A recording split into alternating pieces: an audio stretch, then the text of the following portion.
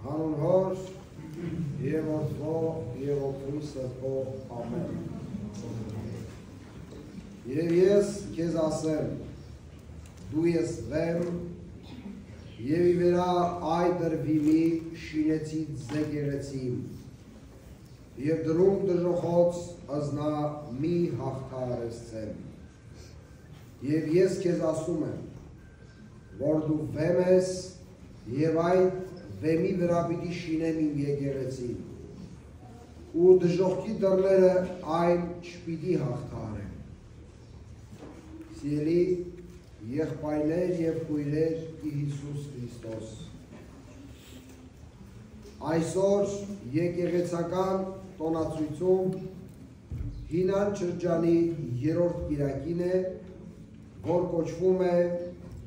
աշխարհամատրան կամ կանաչ կիրակի։ Աշխարհամատրան կոչվում է ի հիշատակ առաջին մատուռի, առաջին եկեղեցու, որ հիմնեցին առաքյալները։ Իսկ կանաչը խորհրդանշում է եկեղեցու հարատևությունն ու մշտականությունը։ Սիրելիներ, առաքելահաստատ մեր եկեղեցին է, որ փոխանցել և շարունակում է մեզ փոխանցել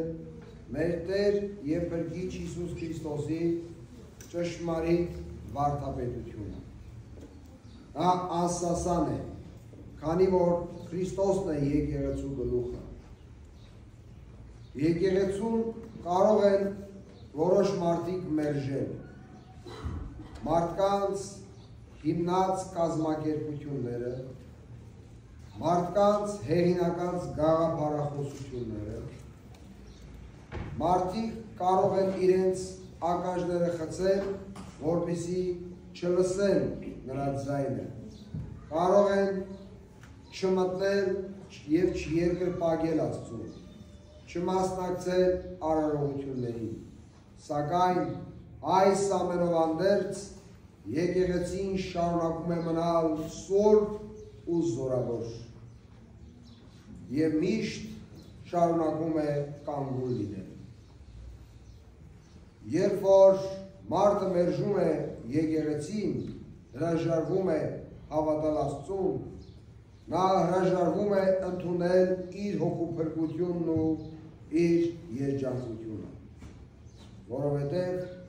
ոչ մի բանով հնարավոր չէ բավարարել հոգու քաղցը, բացի Աստծուց։ Ոչ մի մարդ,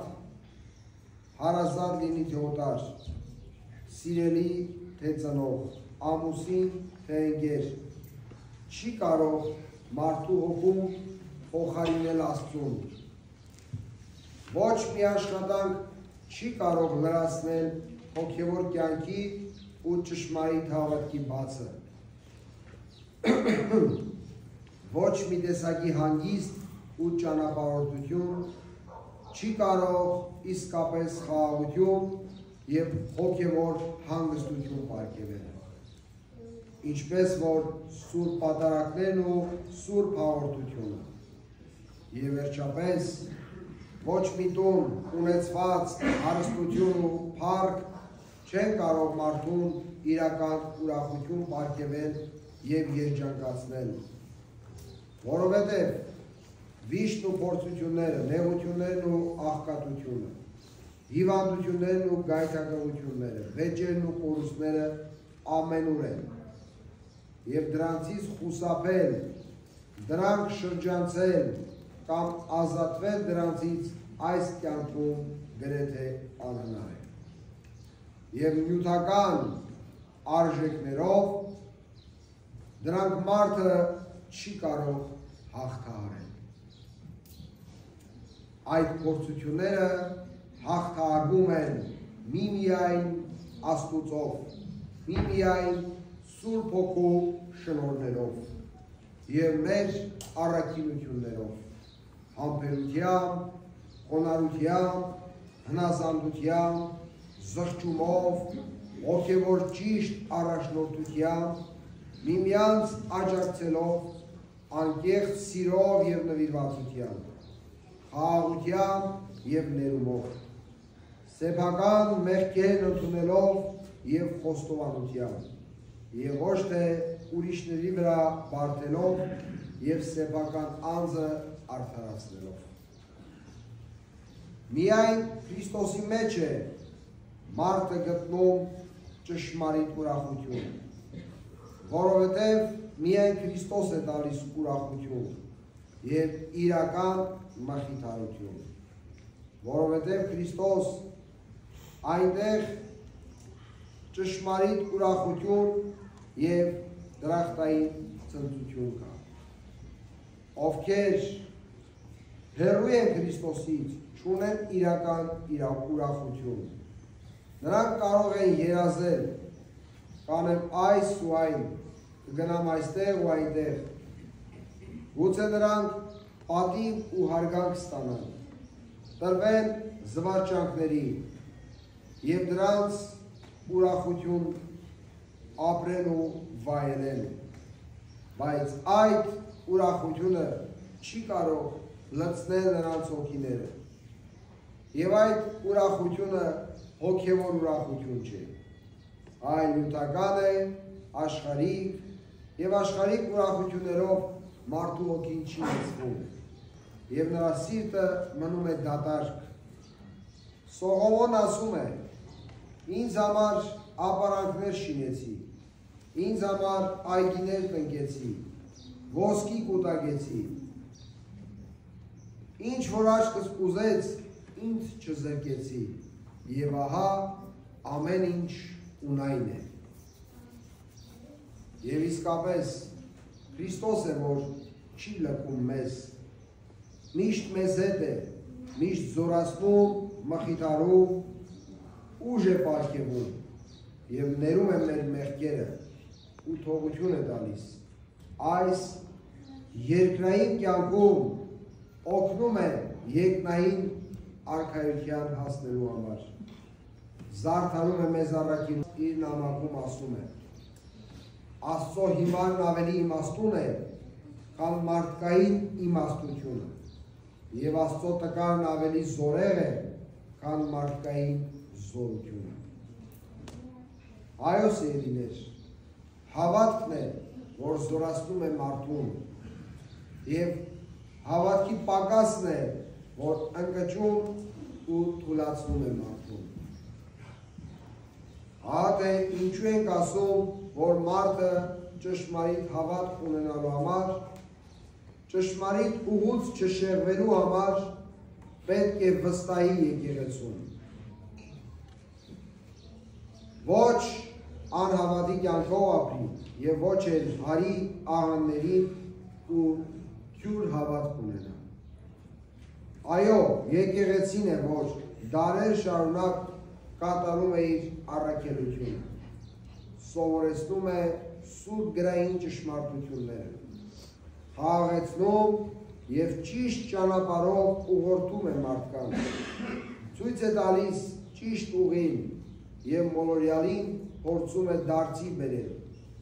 բարի սամարացու պես խնամում է հիվանդներին ու անկյալներին, չի լռում մեղքերը տեսնելիս, սթափեցնում է թմրածներին ու ննջածներին։ Աստվածաշնչի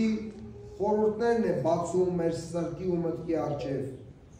պատում է սուրբ երրորդության, Աստծո որդու մարդեղացման, ծննդյան, խաչելության, մահվան ու հարության մասին, իր ձեռքն է մեկնում ընկածներին։ Եկեղեցին այն փրկության տապան է, որին ապավինելով դարեր շարունակ մարդիկ մտել են այնտեղ ու չեն սխալվել։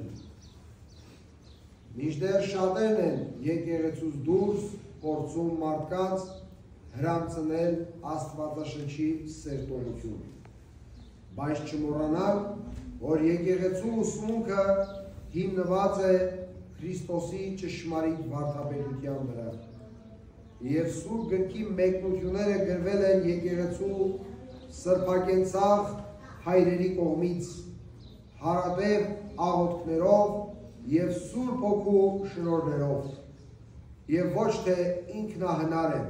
պարզունակ ու մակերեսային։ Եկեղեցին քարոզում է խաչյալ, բայց հարուցյալ Քրիստոսին, որ հաղթեց մահվան ու հարություն առավ։ Հետևաբար հաղթում է նա, ով հավատում է Աստծուն,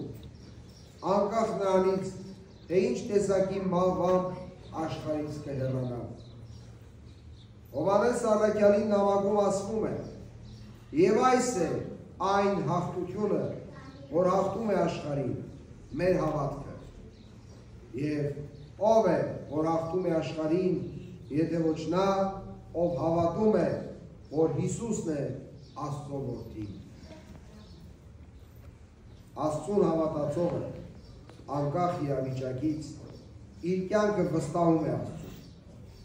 և միշտ հույս ունի իր սրտում, որովհետև նա գիտի, որ խաչելությանը հաջորդում է հարությունը, գիշերվան հաջորդում է առավոտյան լուսաբացը, ցուրտ ձմռանը հաջորդում է կեսաբեր գարունը։ Ուստի սիրելիներ, հավատք ունենանք առ Աստված, վստահենք մեր առաքելական սուրբ եկեղեցում, որ ամեն ժամերգության և պատարագի աղոթում է Բարձրյալ Աստծուց մեզանից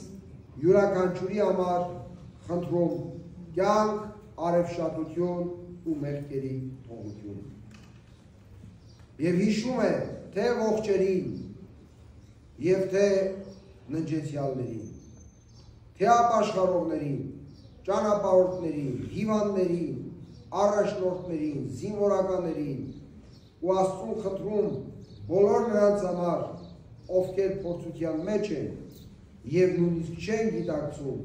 որ իրենք փրկարար աղոթքի կարիք ունեն։ Թող Աստված օրհնի ու զորացնի ձեզ բոլորիդ սիրելիներ ձեր հավատքի մեջ, որպեսզի դուք ձեր հավատքով